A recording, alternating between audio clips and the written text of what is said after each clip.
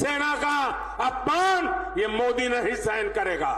ये कट्टर भ्रष्टाचारी भयंकर झूठवादी तो नारी उत्पीड़न में भी नंबर 1 बनते जा रहे हैं।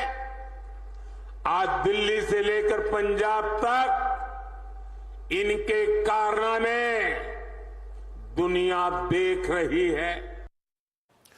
आखिरी दौर के चुनाव से पहले महात्मा गांधी पर पीएम मोदी के बयान को लेकर घमासान छिड़ गया है। पीएम मोदी ने एक इंटरव्यू में कहा था कि महात्मा गांधी के बारे में पहले दुनिया कुछ नहीं जानती थी। 1982 में रिचर्ड एटनबरो की फिल्म गांधी बनने के बाद महात्मा गांधी को पहचान मिली। इस पर कांग्रेस अध्यक्ष मल्लिकार्जुन खड़गे ने पीएम मोदी पर पलटवार किया। उन्होंने कहा कि अगर प्रधानमंत्री को गांधी के बारे में नहीं पता तो संविधान के बारे में भी नहीं पता होगा।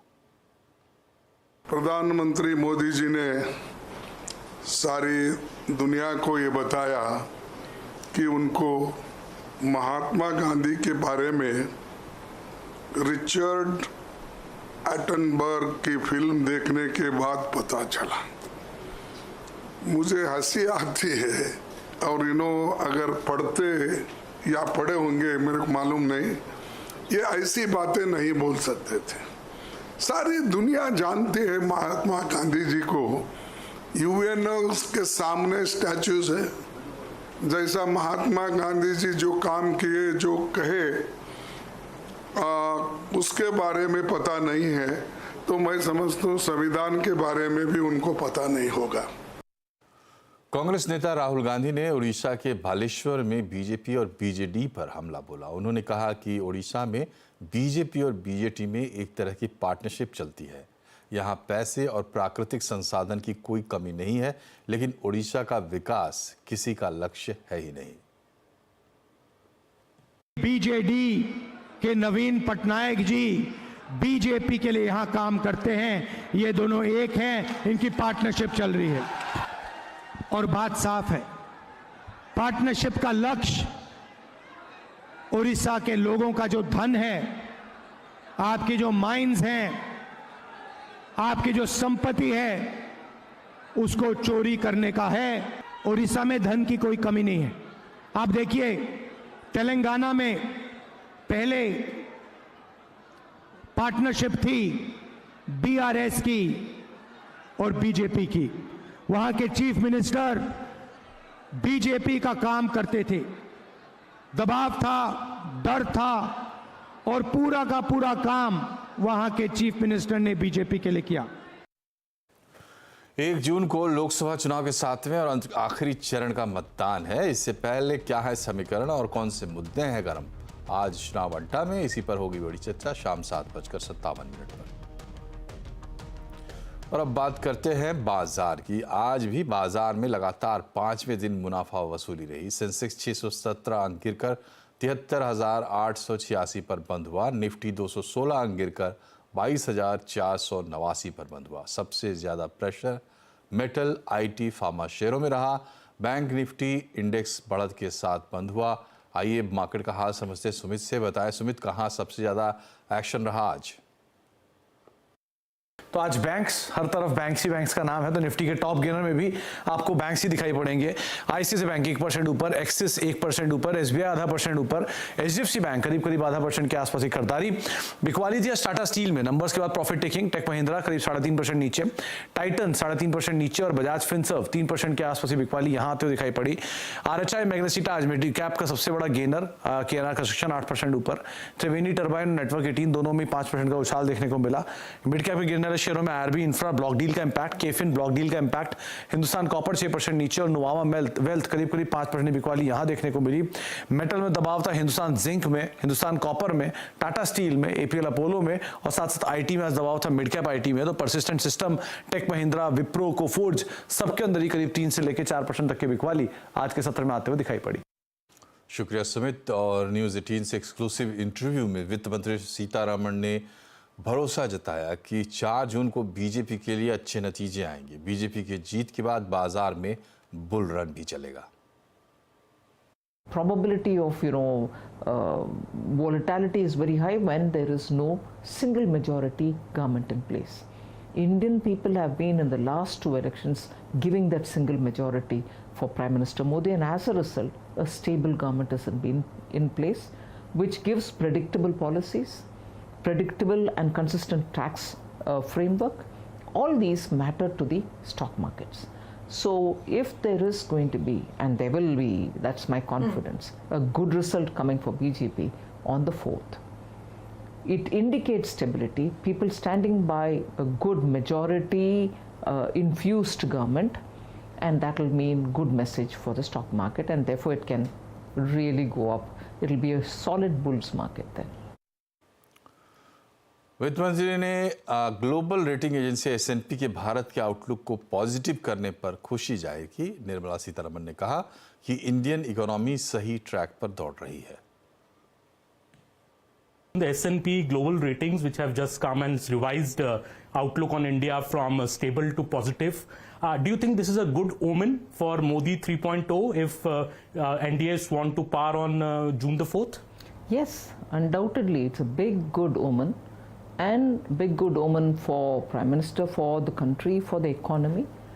And the reasons they've put out more than clearly explains why an economy needs a visionary leadership. So the consistent emphasis of the Prime Minister that we should spend money in building infrastructure, putting more money for that, and ensuring quality expenditure happens. You've given money and you don't care how it is getting completed. So it has so many different governance message. And these are not my explanations. S&P themselves have said as a justification to why they have changed the grade, and also have shown that in the next 24 months, every chance of us. RBI ने सालाना report में FY25 की अच्छी तस्वीर पेश की है। 2023-24 की सालाना रिपोर्ट में सेंट्रल बैंक ने कहा देश की इकोनॉमी मजबूत है। साथ ही RBI ने आगे महंगाई में नरमी की उम्मीद भी जताई है। रिपोर्ट की पूरी डिटेल्स बता रहे हैं आलोक प्रियदर्शी। बिल्कुल, देखिए आरबीआई ने जो एक मैक्रो इकोनॉमिक्स का पिक्चर पेश किया है उसमें ये साफ तौर पे कहा है कि जो बैंक है, सरकारी बैंक हैं और जो प्राइवेट बैंक है और साथ ही साथ जो कॉर्पोरेट सेक्टर है, उनके बैलेंस शीट काफी मजबूत हैं और ये इशारा कर रहे हैं कि देश जो इस वक्त देश की जो जीडीपी की रफ्तार है वो 7% की दर से आगे बढ़ रही है। अगर देखें तो 7.6% उनका एक्सपेक्टेशन है और पिछले 3 साल से लगातार 7% के हिसाब से जो ग्रोथ कर रही है उससे एक अच्छी इकोनॉमी की तस्वीर पेश की जा रही है। दूसरी बात करें अगर महंगाई को लेकर, तो महंगाई को लेकर अच्छी खबर यह है कि आरबीआई ने अपनी रिपोर्ट में कहा है कि महंगाई दर में नरमी दिख रही है। हालांकि सप्लाई साइड के इशू रहेंगे, लेकिन यह भी डिपेंड करता है मौसम और महंगाई, मौसम के ऊपर और साथ ही साथ सप्लाई साइड के ऊपर।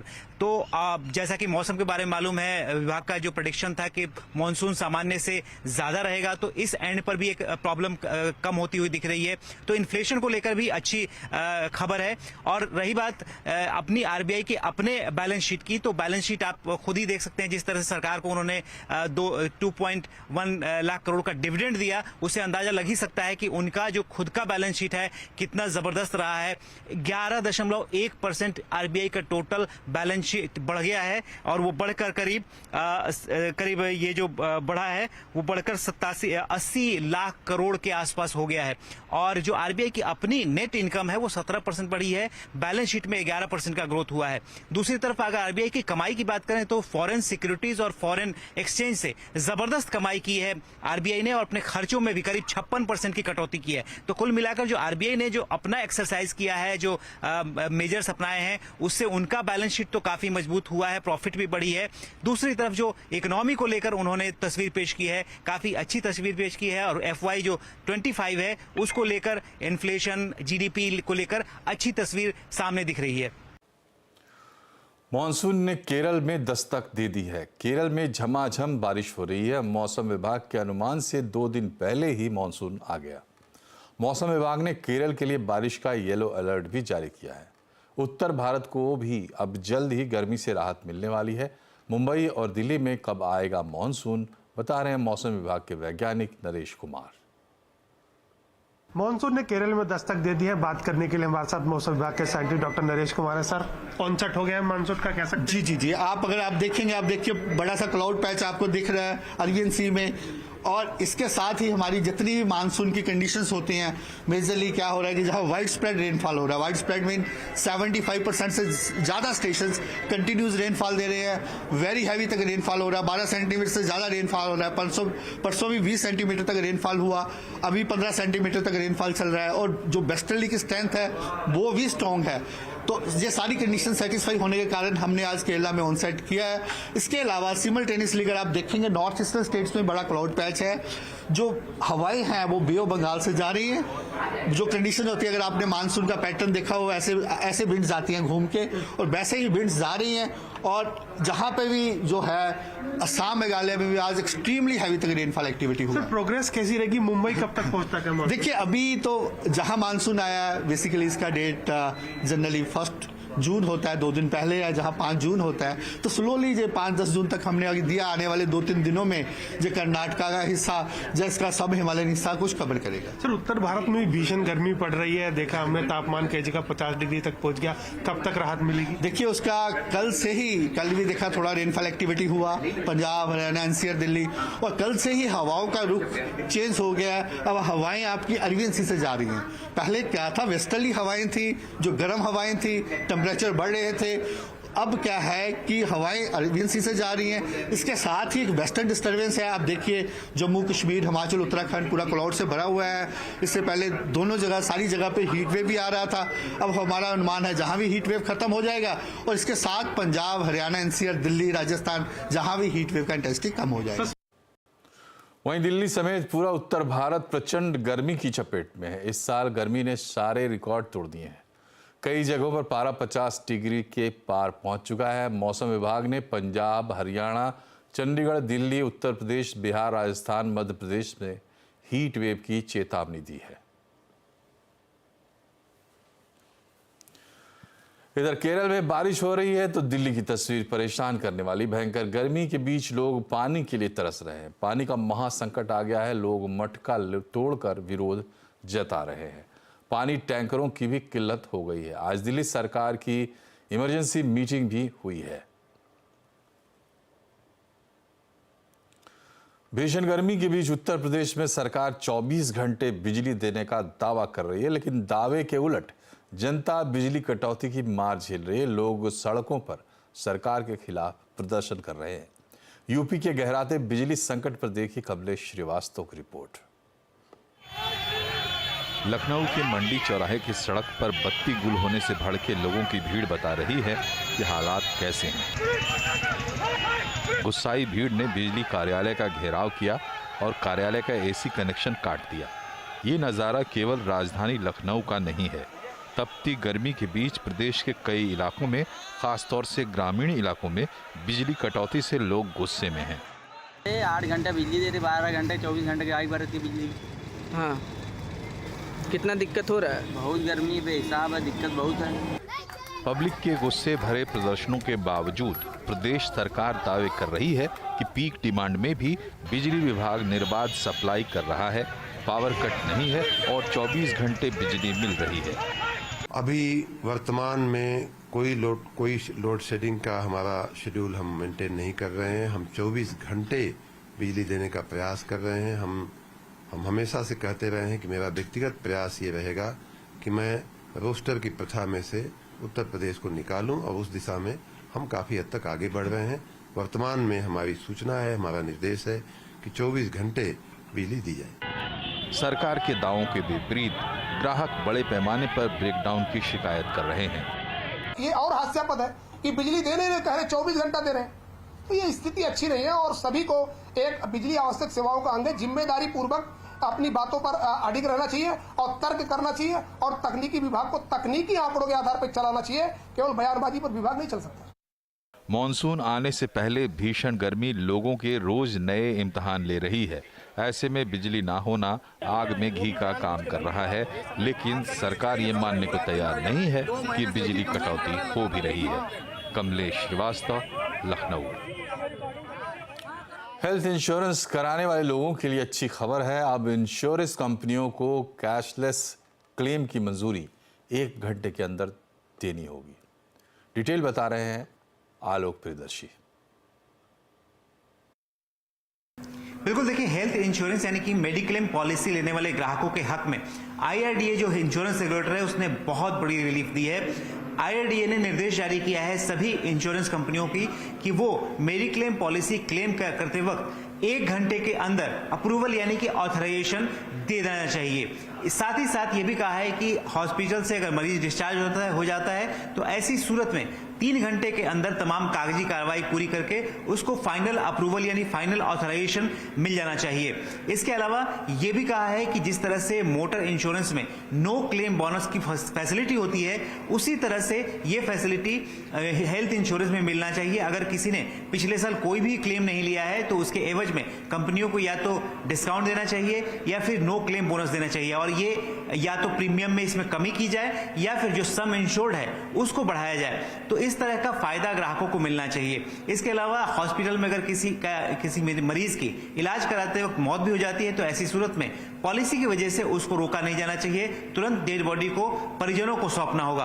और इंश्योरेंस कंपनियों को ये तमाम जो नियम है इसे इसी साल 31 जुलाई से लागू करने होंगे। इसके लिए जो तमाम चेंजेस हैं उसको लागू करने के लिए ये समय दिया है, मोहलत दिया है इंश्योरेंस रेगुलेटर ने। और इंश्योरेंस रेगुलेटर का कहना है कि देश में जो हेल्थ इंश्योरेंस सेक्टर है उसमें रिफॉर्म लाने के लिए तमाम नियम कानून नए लाए जा रहे हैं, और साथ ही साथ कोशिश यही की जा रही है कि जो कैशलेस क्लेम है उसको किस तरह से 100% उसका क्लेम मिले, इसकी दिशा में ये एक बड़ा कदम है। दुनिया भर में रिलायंस इंडस्ट्रीज का दमदार प्रभाव दिख रहा है। टाइम की 100 सबसे प्रभावशाली कंपनियों में रिलायंस इंडस्ट्रीज का नाम शामिल हुआ है। टाइम ने 2024 की टाइटन्स कैटेगरी में रिलायंस इंडस्ट्रीज का नाम शामिल किया है। इससे पहले 2021 में टाइम ने जियो प्लेटफॉर्म्स का नाम दुनिया की 100 सबसे प्रभावशाली कंपनियों में शामिल किया था। रिलायंस ग्रुप भारत की अकेली कंपनी है जिसे 2 बार ये सम्मान मिला है। टाइम ने रिलायंस को भारत की ताकत कहा है। टाइम के मुताबिक रिलायंस इंडस्ट्रीज प्रधानमंत्री नरेंद्र मोदी के आत्मनिर्भर भारत के विजन को साकार करने में लगी है। RIL के चेयरमैन मुकेश अंबानी की दूरदर्शी नेतृत्व में कंपनी ने कई बड़े और क्रांतिकारी पहल किए हैं। इसमें डिजिटल क्षेत्र में जियो के योगदान को सराहा गया है। इसके अलावा दुनिया के सिंगल लोकेशन में सबसे बड़े रिफाइनिंग कॉम्प्लेक्स का भी जिक्र किया गया है। टाइम ने मुकेश अंबानी के बड़े कामों में रिलायंस रिटेल के काम की भी तारीफ की है। रिलायंस के अलावा टाइम की 100 सबसे प्रभावशाली कंपनियों की लिस्ट में टाटा ग्रुप और सीरम इंस्टीट्यूट का नाम भी शामिल है। जल्द ही इलेक्ट्रिक गाड़ियों को बढ़ावा देने वाली फेम 3 स्कीम लॉन्च हो सकती है। फेम 3 का कैबिनेट नोट तैयार हो चुका है। फेम 3 में इलेक्ट्रिक कारों की सब्सिडी नहीं होगी, साथ ही इसमें 2 साल में 10,000 करोड़ रुपए खर्च करने का प्रस्ताव है। और बाकी डिटेल बता रहे हैं रोहन सिंह। जी, फेम 3 स्कीम का कैबिनेट नोट तैयार है और नई सरकार बनने के 100 दिन के अंदर इसे कैबिनेट के समक्ष रखा जाएगा। और इसमें जो मुख्य बातें हैं वो ये है कि सबसे पहले तो इलेक्ट्रिक कारों को इस बार सब्सिडी से बाहर रखा गया है। मैं आपको बता दें कि जो फेम 2 स्कीम थी उसमें इलेक्ट्रिक कारों को शामिल किया गया था, हालांकि सिर्फ कमर्शियल इलेक्ट्रिक कारों को शामिल किया गया था, लेकिन इस बार उन्हें भी शामिल नहीं किया गया है। इलेक्ट्रिक 2 व्हीलर्स को शामिल किया गया है और उनके लिए जो टर्म्स हैं वो वही रहेंगे जो इससे पहले वाली स्कीम में थे और जो इलेक्ट्रिक मोबिलिटी प्रमोशन स्कीम है उसमें थे। इसके अलावा एक नई चीज होने जा रही है इस बार की इलेक्ट्रिक ट्रक्स को शामिल किया जाएगा सब्सिडी के लिए और उसके लिए एक अलग फंड इसमें बनाया गया है। जो 9 बड़े महानगर हैं वहां पे इलेक्ट्रिक बसेस के प्रमोशन के लिए भी इस स्कीम के तहत सब्सिडी दी जाएगी। ये जो PM ई बस स्कीम है उससे अलग होगा, लेकिन इसमें महानगरों पर ज्यादा फोकस रहेगा। इसके अलावा जो फास्ट चार्जिंग है उसके लिए भी अलग से फंड रखा गया है। नई सरकार बनने के 100 दिन के अंदर इसे एजेंडा में शामिल किया जाएगा, कैबिनेट के समक्ष से रखा जाएगा।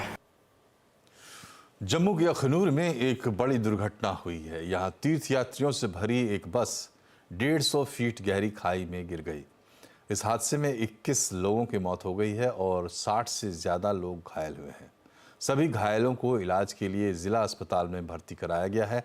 हादसे का शिकार हुई बस हरियाणा के कुरुक्षेत्र से तीर्थयात्रियों को जम्मू और कश्मीर के रियासी ज़िले तक लेकर जा रही थी। राष्ट्रपति द्रौपदी मुर्मू और जम्मू कश्मीर के उपराज्यपाल मनोज सिन्हा ने हादसे पर दुख जताया है और घायलों के जल्द स्वस्थ होने की कामना की है। वहीं केंद्र सरकार ने मृतकों के परिजनों को 2-2 लाख रुपए और घायलों को 50,000 रुपए देने की घोषणा की है। लोकल ट्रेन से हर रोज सफर करने वाले मुंबईकरों के लिए जरूरी खबर है। सेंट्रल रेलवे मुंबई नेटवर्क पर प्लेटफॉर्म विस्तार के काम शुरू करने जा रही है। इसके चलते आज रात 12:30 बजे से अगले 63 घंटों तक मेगा ब्लॉक रहेगा। 3 दिनों तक चलने वाले इस काम की वजह से 72 मेल एक्सप्रेस और 956 लोकल ट्रेनें रद्द रहेंगी। वहीं कई लंबी दूरी की ट्रेनों को शॉर्ट टर्मिनेट किया जाएगा। ब्लॉक के दौरान अधिकतर लोकल ट्रेन की सेवा छत्रपति शिवाजी महाराज की बजाय दादर या भायखला में समाप्त कर दी जाएगी। कोंकण जाने वाली ट्रेनें पनवेल स्टेशन से रवाना होंगी।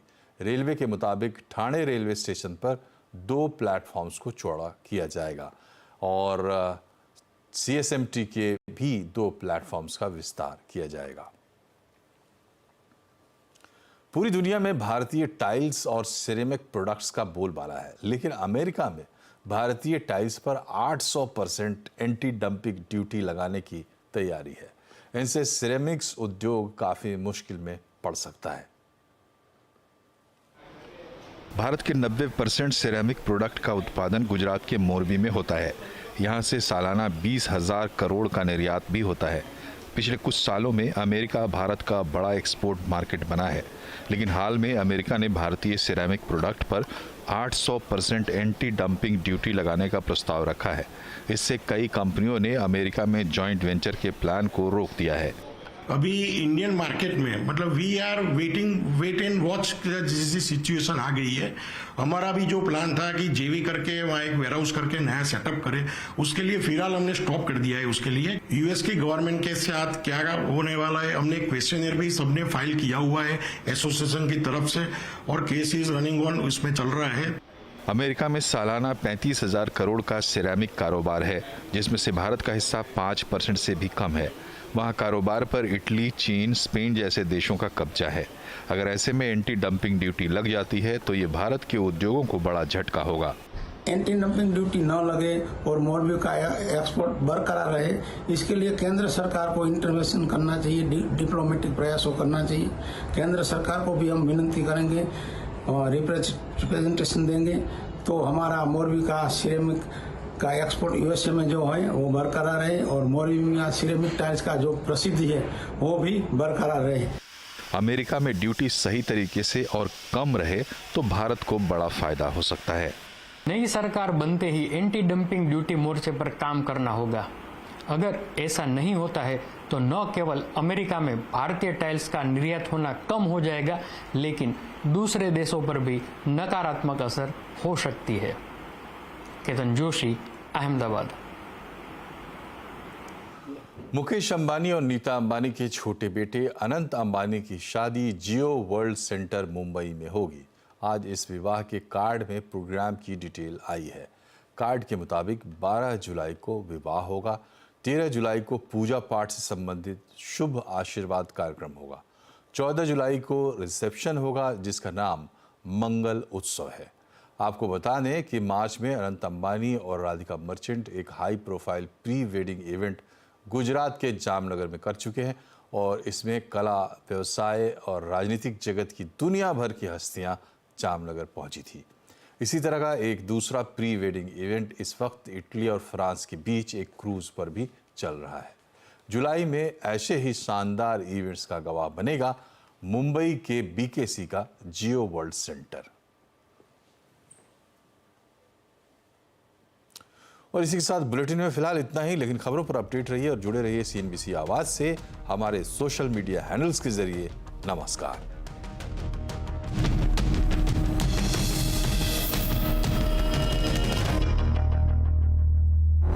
नजदीक है फैसले की घड़ी।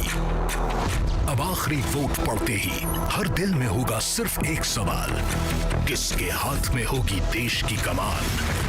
सांस थामे जब भारत करेगा इंतजार, भारत का सबसे बड़ा न्यूज नेटवर्क भारतीय लोकतंत्र के इतिहास में पहली बार लेकर आएगा एग्जिट नहीं, एग्जैक्ट पोल। 543 सीट, एक बड़ा फैसला। जानिए हमारे साथ न्यूज़ 18 मेगा एग्जिट पोल का हर नतीजा 1 जून